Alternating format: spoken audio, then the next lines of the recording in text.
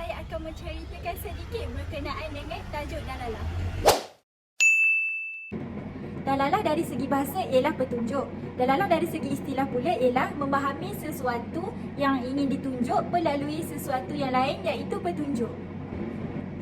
Sesuatu yang ingin ditunjuk disebut madlul dan sesuatu petunjuk disebut dal. Dalalah terbahagi kepada dua, iaitu lafziah dan ghairul lafziah. Dalalah lafziah ini ialah petunjuk yang berupa kata atau suara. Dalalah lafziah ini terbahagi kepada tiga, iaitu yang pertama dalalah lafziah tabi'iyah, yang kedua dalalah lafziah aqliyah dan yang ketiga dalalah lafziah wada'iyah.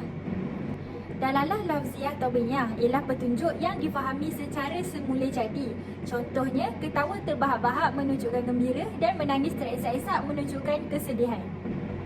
Dalalah lafziah aqliyah pula ialah petunjuk yang dibentuk akal fikiran. Contohnya seperti suara jeritan di hutan menunjukkan ada orang di sana. Dan yang kedua, suara jeritan pencuri di sebuah rumah menunjukkan ada berlaku kecurian di dalam rumah tersebut.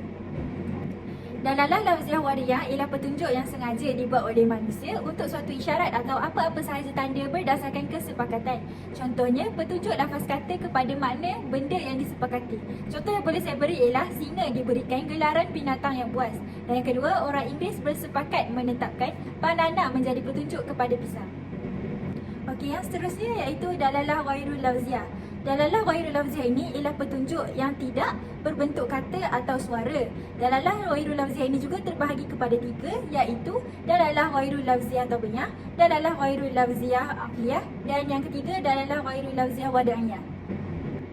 Dalalah ghairul lafziah tabi'iyah ialah petunjuk yang bukan kata atau suara yang difahami secara semula jadi. Contohnya seperti menutup hidung bagi menghindarkan bau busuk dan wajah ceria menjadi petunjuk bagi hati yang gembira. Dalalah ghairul lafziah aqliyah pula ialah petunjuk yang bukan kata atau suara yang dibentuk akal fikiran. Contohnya, hilangnya barang-barang di rumah menjadi petunjuk adanya pencuri yang mengambil barang tersebut. Yang kedua, terjadinya kebakaran di hutan menjadi petunjuk ada orang yang membawa api ke sana. Dalalah ghairul lafziah wada'iyah ialah petunjuk yang bukan kata atau suara yang dengan sengaja dibuat oleh manusia untuk suatu isyarat atau apa sahaja tanda berdasarkan kesepakatan. Contohnya, petunjuk lafaz kata kepada makna benda yang disepakati. Seperti contoh yang boleh saya bagi ialah secebis kain hitam yang diletakkan di lengan kiri orang Cina adalah petunjuk bagi kesedihan atau duka cita kerana ada anggota keluarganya yang meninggal dunia. Dalam perbahasan dalalah, dalalah lafziah wada'iyah yang paling ditekankan oleh para pakar mantik kerana ia merupakan petunjuk yang paling penting dan umum.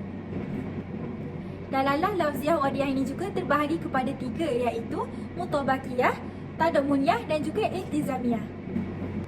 Okey, yang pertama mutabakiyah. Lafaz petunjuk kata pada makna yang selengkapnya. Contohnya, kata rumah memberi petunjuk kepada bangunan lengkap yang terdiri dari dinding, jendela, pintu, atap dan lainnya sehingga boleh dijadikan tempat tinggal yang nyaman. Okey, yang kedua pula, tadamuniyah. Lafaz petunjuk kata kepada bahagian-bahagian maknanya. Contohnya, ketika anda mengucapkan kata rumah, kadang-kadang yang anda masukkan adalah bahagian-bahagiannya saja seperti mungkin atap ataupun dinding. Dan yang terakhir, iltizamiyah. Lafaz petunjuk kata kepada sesuatu yang di luar makna lafaz yang disebutkan tetapi terikat rapat dengan makna yang dikandungnya. Contohnya, jika anda menyuruh tukang baiki atap rumah yang runtuh, maka anda maksudkan bukan atapnya sahaja tetapi juga kayu-kayu tempat atap itu melekat yang kebetulan sudah patah. Atap dan kayu yang menjadi tulangnya terkait rapat iaitu iltizam. Jadi, itu sahaja yang saya dapat ceritakan sebersikit mengenai dalalah. Diharapkan segala apa yang disampaikan tadi dapatlah sama-sama kita menambah sedikit ilmu pengetahuan. Sekian, terima kasih.